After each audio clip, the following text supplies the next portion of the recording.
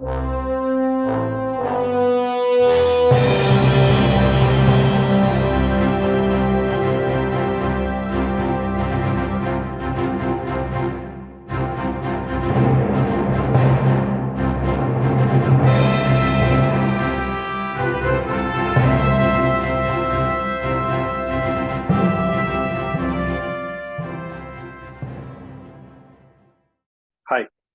welcome back to FutureFast. And once again, we have Christie with us. And thank you so much, Christie, for making time. And those of you who's not familiar with Christie, or you're here for the first time, then please look up. We've had two podcasts with Christie, wherein in the first part, I urge you to look up that first. He shares his journey, and which gives you the complete context of where we are. And the second part is where he talks about specifically on the journey with Sooorya and building an EV, which is an amazing part, and you should listen to it. And today, now, we are going to talk about his perspective on the future. So, and likewise, for those of you who are here for the first time, FutureFast is an effort to bring people to talk about what they're doing from a point of how it's going to affect the future. And the whole idea is to get some perspectives which potentially we could explore to use in our own business or life. So, with that, enjoy the ride. Christy, once again, thank you. And what's your perspective of the future? Where do you think we are heading? Thanks, Nanjinda. I mean, I've been enjoying the conversation with you so far. You've been asking a lot of pertinent questions, which is very interesting. The future is, I would say, very exciting. I mean, for me, the way technology is affecting our life, the way technology is kind of enhancing our life. Of course, there is always a good and bad side to everything, but technology, is I would say very empowering.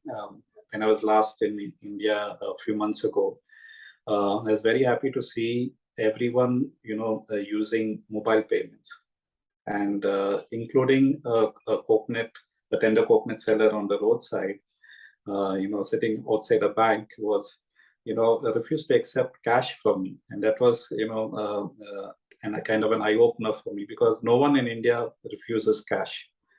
And I was not equipped with the apps that I needed to make the payment, and I had to get the taxi driver who drove me to make the payment, and I paid in cash and things like that. But it was an eye opener that technology is now empowering so many people. They are adopting it so easily, and they find it useful that digital cash is more important than cash. Is something that no one would have even imagined before. Oh yes. In fact, perhaps you're familiar that late last year, Government of India also initiated the pilot on CBDC. Mm-hmm. So it's a central bank digital currency. Okay. So I think that's a huge game changer in the codes. So. Okay, but this QR code based payment itself, and then your payment through WhatsApp and Google, and I know there are so many payment options out there in India. For you to make payments, it's amazing. I mean, I wouldn't have imagined ever that cash is going to be declined in India, because everyone always grabbed cash. Oh yeah, I think that's seriously. In fact, with CBDC, it's going to change that. We will have most of the cash component will be sub 200 rupees. Mm-hmm. Okay. So I think in the next few years, it's going to change what we traditionally have seen businesses or even people deal with cash. Yeah. And another thing, you're familiar, right? Today, we can do business between India and Singapore. There are a few more countries. We can pay in rupees. Yeah. So technology is empowering a lot of people. Technology has also provided a lot of employment for people, especially in the mobility space. The number of taxi drivers have increased exponentially. because of technology and because of the ride-hailing operators and the ride-sharing operators. But I've also seen a decline in ride-hailing. Earlier it was a much better experience. Now, the same technology is put to a different use. I think the operators are charging too much of a commission from the driver, and so now the driver gets the booking, but then has to No, with the book. Christy, I think my perspective is that it is not just that operators are started charging more. See, I think what has happened is the post-COVID, Yeah. the number of vehicles on road in the have come down, particularly from for these operators. Many of them were forced to go back to their hometowns, and they found whatever their livelihood they have tried to revive, right? Yeah. So the number of cabs operating in the cities have gone down from a number point of view, at least as a personal experience. Mhm. So possible that is affecting this. I don't know. That could be one Yeah. of the factors. Yeah. Fuel costs have also gone up very high. So Significantly, yes. yeah. So it's kind of brought down the profitability for a lot of drivers. And traffic jams, again, reduces their earning potential. So there are lots of drawbacks that are there today in transport, in mobility. But I think with electric vehicles and the transition to electric vehicles, I think a lot of solutions can come into place to kind of, one is reduce pollution, increase the driver comfort in driving, because when you drive an electric vehicle, there's no noise, vibration, which increases the fatigue of drivers. Vehicles can be more air conditioned, because you're not running an engine to run your aircon. It's running off the battery. Things, a lot can change, a lot can improve in mobility. So the area that we are focused on is last mile mobility. Today, the urbanization is increasing in India and also in other developing countries. There's a lot of women folk who are getting into the workforce. All of them, metros are now coming in. So last mile mobility, if it is available, if it is comfortable, many people then would give up on their personal mobility. Today, most of the developing countries, everyone jumps into buying a two-wheeler, the first chance they get, because that takes care of their mobility. But if you have good, I would say, metros and things like that, then your concern is only the last mile mobility. And if last mile mobility can be comfortable and affordable, then you really don't need a two-wheeler. So India, there are about 20 million two-wheelers sold every year in the country. And the two-wheeler population adds to the congestion, adds to the, air pollution and things like that. So I'm not saying they don't have to buy two-wheelers, but a two-wheeler can be used in specific purposes, but need not necessarily be used on a daily basis. Last mile mobility then needs to, up its game. We need to be able to provide comfort. That means I need to be able to provide the comfort of a taxi, but make it affordable. And the only way to do that is to have more number of seats. But then I need to make the vehicle, design it such that people are comfortable sharing the vehicle. That means I need to have individual seats. Maybe I can give them a USB charging port so that they are able to charge their mobiles and access content on the go and things like that. If you are able to provide a better last mile mobility experience, I think that would reduce a lot of congestion. And if it is electrified, it would reduce a lot of pollution. And if it is affordable, a lot more people would adopt it. So that is my game plan, that, what is the social impact that we can have? The social impact we can have is if we are able to provide a good last mile mobility, which is comfortable and which is affordable. So I call it as ACE mobility, affordable, comfortable, and eco-friendly mobility. Wonderful. And in this very context, and in India right now, G20 is happening. We talked about it previously.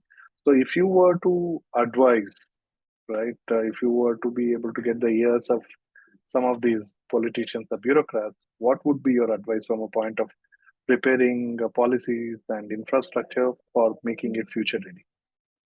Yeah. So I would say that what the world requires, I mean, when you talk about G20, you need to look at it from a global perspective. And I've been also kind of pushing for is a global renewable energy grid.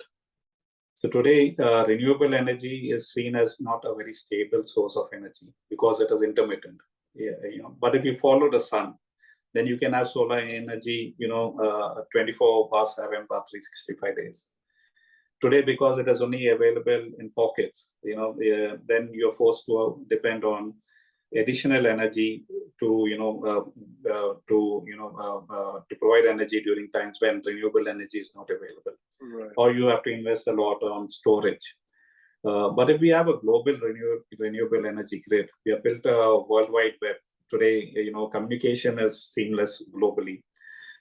If we can likewise build a global renewable energy grid, then this more of renewable energy can be used. So every country can be an exporting country and an importing country. So you export during peak hours of sunshine, for example, and import during night hours. So that means you have bidirectional flow of energy across countries. And of course, wherever there is wind energy, then nighttime that would be generating energy. It would take some time to build, but once we build a global renewable energy grid, like how we built the internet, the World Wide Web, I would say this would transform, the entire energy ecosystem, the entire transport ecosystem globally. It would reduce pollution drastically. It would reduce the need for consumption of fossil fuels drastically.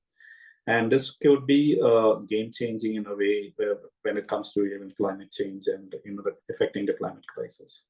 Yeah, I think it's a great thought, but considering so much of geopolitical tension we have, this still looks like a far call. No, but if you look Make at it it, happen.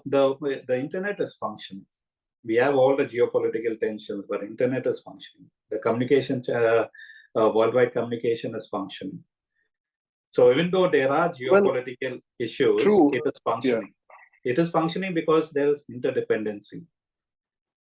If there is no interdependency, then there is room to create issues. For example, fossil fuels. There is no interdependency. If the country that owns the fossil fuels has the power, the country that doesn't own the fossil fuel does not have the power. But when it comes to renewable energy, everyone is a producer, everyone is an exporter, everyone is an importer. So it's like communication. It's a two-way. I can't just cut off my side and then or cut off your connections and then expect communication to happen. It will not happen. And because communication, the World Wide Web is today, a lot of So, in the businesses are same dependent. parlance as communication, you're saying energy can also be two-way. Absolutely, absolutely, absolutely. So for example, India, if you look at time zones, now Australia is where, if you want to start with, says that, okay, the sun, starts there, you start generating solar energy in Australia. Then it moves to, the ASEAN region, then it moves to India, then it moves to Arabia, then it moves to Africa, then it moves to America, and the cycle moves on. Likewise, when it is daytime in America, it'll be nighttime in Australia. So the energy flows from there to Australia. But during the daytime, it flows. So depending on the time zones in which all the countries are, you can have this, and it doesn't cost much. Today we have laid undersea cables for communication. And so now we are just going to be laying, HVDC, high voltage DC cables for transmitting energy. And there's already, plans that are afoot for transmitting energy from Africa to Europe. India, I think, signed recently an agreement with Saudi Arabia to have undersea cable for energy between Saudi Arabia and India. Australia, there was a company in Australia that was trying to export energy to Singapore. So I think it's a matter of time it will happen. But if we really want to transition quickly, I think the G20 needs to come in, create a fund, create a body that would manage it, like how there's a body that manages the World Wide Web. And then as countries start, developing their renewable energy, they can start either exporting, importing it. Wonderful. I think that's a great takeaway. Interesting. Need to see who's working on it, but I think this surely makes uh, and I don't think this was in the table. This was on the table. This kind of conversation didn't happen, unfortunately. So uh, uh, so somehow we need to see how do we bring it to the table. Let's see how we can get this kind of a message across. Christy. I think this does open up a very different opportunity, and also from a point of uh, keeping peace between countries and nations who are otherwise. But unfortunately, yes, that thought also came in, right? That whole sabotage of oil pipe running Yeah, from yeah, Russia to Germany. So, yeah. Because it is so one way. Because it is one way. If it is two ways, it would not have happened. uh, So communication is two ways. The same cable is moving data, both sides. Likewise, if correct. energy moves both sides, if it is only from one place to the next, then there is a problem. If it Well, is Australia, it's a great thought for sure. It's a and worth giving it a thing. I mean, it's worth exploring for sure. I think that's wonderful. So, do you want to make any predictions, Christy? I mean, this was a recommendation what you made, yeah, but yeah. do you want to make a prediction? Do you think the recommendation you made will possibly happen someday? I am very positive about it because there is no other way in which we can transition the entire world to clean energy and reduce our dependency on fossil fuels. And fossil fuels is used not just is used to generate energy, electricity. It is also used to power transport. So majority of our pollution comes from transport and electricity generation. With renewable energy, I think a lot more countries would be able to contribute, would be able to increase their reduce their dependency on their energy dependency, increase their energy independence. Able to generate income because the sun shines everywhere. It shines more in the southern hemisphere, less in the northern hemisphere. So there is an advantage for countries like India and all, with almost 365 days. We can have solar generated somewhere in the country. Um, Fortunately, solar energy is the cheapest energy to produce, cheaper than even coal. So from a commercial viability perspective, it's a no-brainer. It is now only building the infrastructure to distribute the renewable energy, distribute the solar energy. We have a lot of wastelands everywhere globally. So many deserts also are there all over the globe. So land is not an issue. The solar panels technology is now very affordable.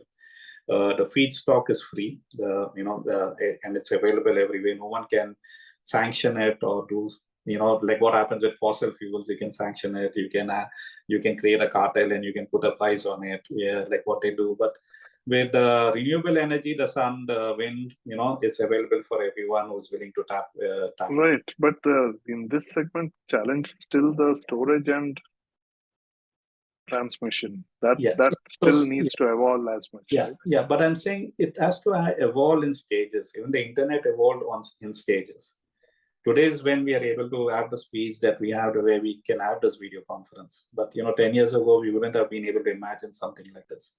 So Right. I'm saying it will happen, but this is the only way So forward for us. that's the prediction. Then we Yeah, will yeah, see a better evolution, so that we'll actually see two-way energy being yeah, not just generated but also transmitted across yeah, yeah, countries and states yeah. and perhaps even continents.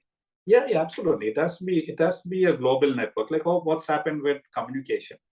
Today, Right. if you want to talk to anyone in America or in Australia, it's seamless. Yeah, or in Germany or anywhere else, it's seamless. So likewise, the energy should be able to flow seamlessly, and it is possible. There's nothing to do with technology. It has only to do with intent and funding. So that is only two things, and which is again a policy decision, which means that political leaders will have to make this decision. There are lots of vested interests who wouldn't like it to happen quickly, but someday it would definitely happen. So for me, this is a bright spot, because then when you talk about electric vehicles, we don't want them to be charged, powered by electricity generated from coal. We would want it to be charged Which is from likely to be because almost 50% of our electricity produced in India still, or at least 45%, I think, is coal. whatever it is. But I'm saying electric vehicles can be powered directly by renewable energy. It doesn't have to be connected to the grid. So in many places, they have captive renewable energy plants connected to EV charging stations. Even in UK, they have done it, where solar is not as good as in India. They have EV charging stations that are powered, completely by renewable energy.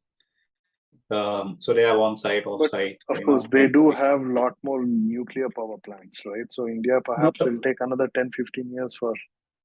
No, we don't need equation. more. We don't need more nuclear power plants. And even in Europe and the Western world, they're kind of shutting down plants. They're not building new plants. India is going to have 35 nuclear power plants. I'm not too much for nuclear energy, because I think if we manage the distribution of renewable energy, if we build the right networks, we don't need more nuclear plants. But to be fair, technically nuclear power is clean power, right? It's green. No, it is clean, but managing nuclear waste is dangerous, and any accident is dangerous. We have seen things that have happened in Japan, in Russia, and places like that. It is ultimately not good, for people living around those places. So it is dangerous to manage. It is very expensive. Statistically speaking, they are rarer than air accidents, right? No, but one accident is enough for it to affect for hundreds of years. So you can't do anything in that area again for a very, very long time. Like Chernobyl in Russia is a ghost town, ghost city, or whatever it is. No. Well, Christie, I think there are few documentaries coming up. See, Chernobyl documentary, when I saw it, and also what we were taught, that they are last for 1,000 years. But clearly, that has not been the case. There was a team set out to do a documentary after the 30th anniversary of Chernobyl accident. And this was obviously 96 is when the 30th anniversary happened, but documentary came out, 2016, sorry. So 96 when this incident happened. So 30th anniversary should have been 2016. But all the permissions they were required to take, which is in the present day current war zone, right? Ukraine. So finally, the documentary came out in 2019.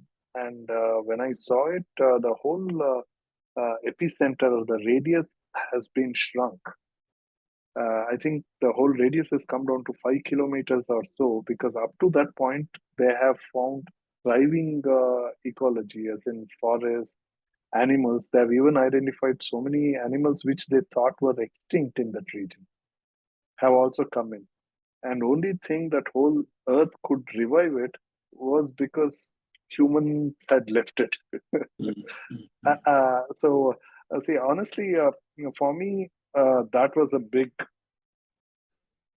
mind shift. I mean, opening of sorts, right? For me, I was thinking that Earth, I think our very understanding of Earth's ability to rejuvenate was very small, or is still very small. We still think we are far superior. We can destroy things. Yeah, we don't understand. We don't understand that it is a creator. Yeah, we don't understand. Earth is a creator. It's we all come out of it. We all go back into it. Right, but everything Earth's ability to come back and revive, I mean, so much of life, so much of plants, animals, birds, which has shrunk the whole circle into much smaller space. Yeah, but human beings are a lot more sensitive. So it's our habitat at the end of the day, and if we destroy our habitat, it's going to be difficult for us.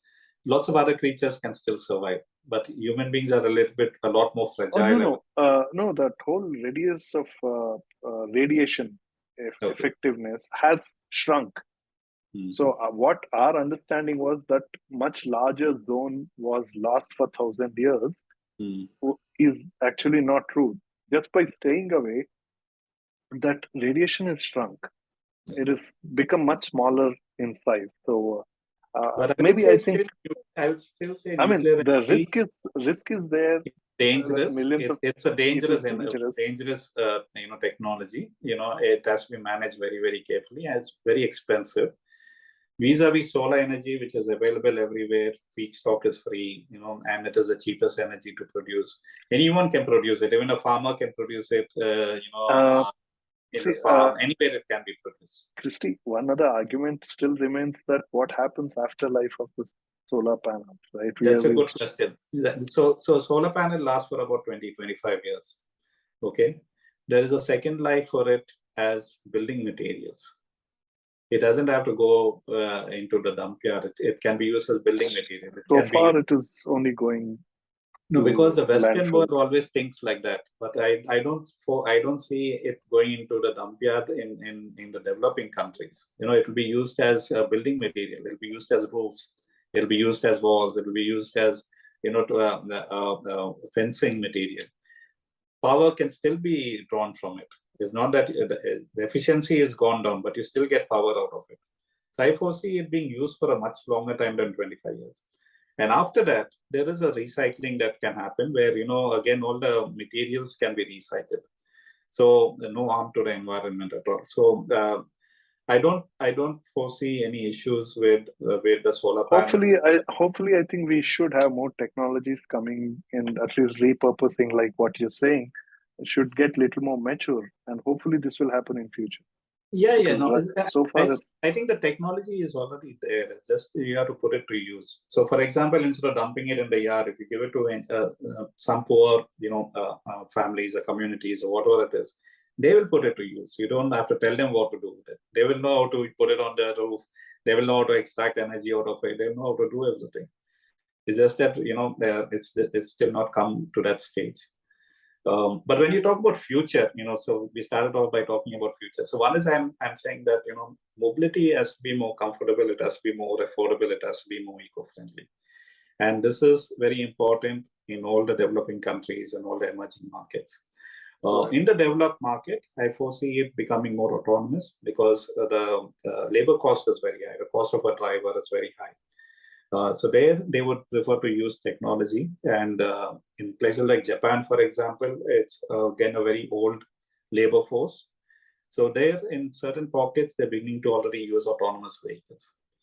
So autonomous vehicles can operate in geofenced areas and in specific autonomous lanes and things like that. So I foresee a lot of that happening in pockets where autonomous vehicles are used, in shuttle services or in airports, and more point to point is the easiest. More in the developed world where the cost of labor is very high, cost of a driver is very high. I, for example, even got inquiries for even our Sooorya EV from America, for from the tech companies over there to run as a shuttle in their campuses. So there is a need for such vehicles. I foresee it going autonomous. The tech is quite is almost ready, I would say. I have driven the Tesla in autonomous mode, in full self-driving mode in America. When it works very well. It's like amazing to see the way the technology is working, to see everything in action, the way it changes lanes, the way it switches on the indicators, everything. I mean, it's much better than a human driver. But except that in a large country like America, it is going to be very difficult for it to be able to operate everywhere. But if the same tech has to be in a confined space, it will work perfectly without any issues at all. So autonomous tech, I also foresee it happening, very quickly in the developed world, and in the developing world, in certain use cases, maybe it would happen. And I also foresee a mix of air and road transport, working in sync. Separately, I would say that electric aircrafts are now coming into the And market. operating like an air taxi, is it you're referring to? Yeah, operating as an air taxi. I foresee a lot of prices coming down, making it more affordable. First, of course, for a more people who could afford it, and then slowly coming down. But I would say there would be new use cases where these electric aircrafts will be put to use, especially in emergency situations and things like that.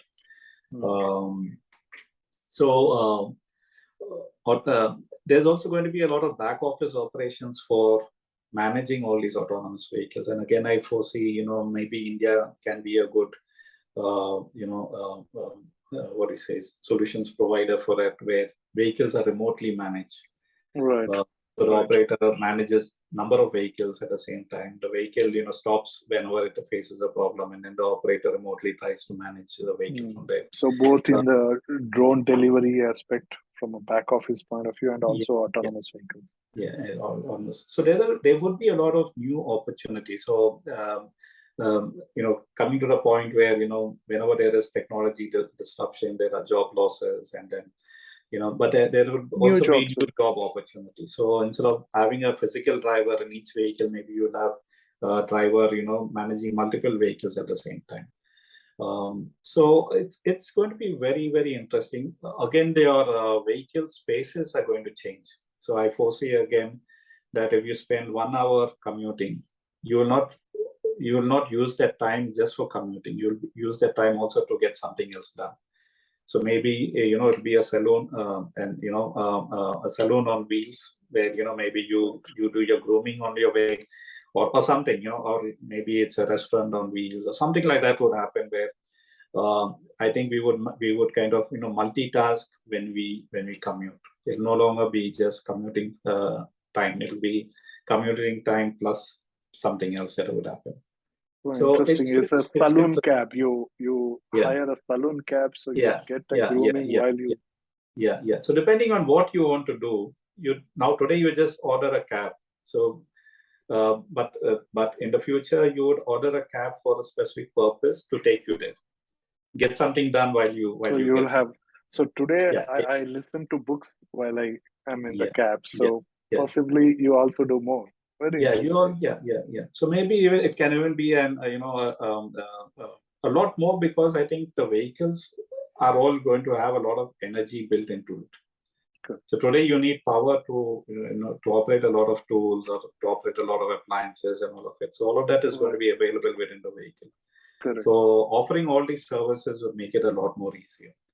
The form factor is going to change. It's not going to be the regular, sedan cars. It's going to be more like these vehicles that we are building. Shuttles, I would call them. So it's a lot more space, open space within the cab. You don't need to have a trunk, or you don't need to have a boot, or whatever it is. It's the entire space would be available for it to be put to use. And I foresee a lot of businesses being part of the cab service. Mm-hmm. Wonderful, Christie. Thank you so much. This was truly a future-gazing conversation. Wonderful. And all of you, those who want to follow Christie and follow Sooorya and follow any conversation associated with that, the links are given below the podcast.